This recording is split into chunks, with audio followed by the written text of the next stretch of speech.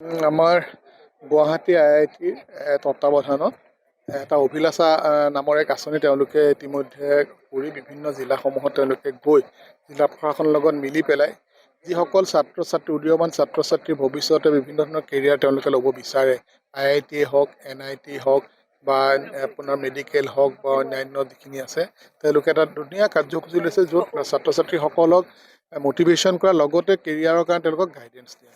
আমাৰ জিলাটো এতিয়া আজি আৰু অহাকালিৰ কাৰণে IIT ফালৰ পৰা তেওঁলোকে ছাত্ৰ ছাত্ৰীসকলক বিচাৰিছিলে। আমি ছাত্ৰ ছাত্ৰীসকলক বিভিন্ন স্কুলৰ পৰা আজি ইয়াত সমবেত কৰাইছোঁ আৰু তেওঁলোকৰ IIT ফেকাল্টি আছে, তেওঁলোকে আজি ফুল ডে তেওঁলোকৰ লগত মত বিনিময় কৰিব, তেওঁলোকক মটিভেশ্যন কৰিব আৰু ভৱিষ্যতে গৈ কি ধৰণৰ তেওঁলোকে কেৰিয়াৰ গঠন কৰিব পাৰে তাৰ ওপৰত দিহা পৰামৰ্শ।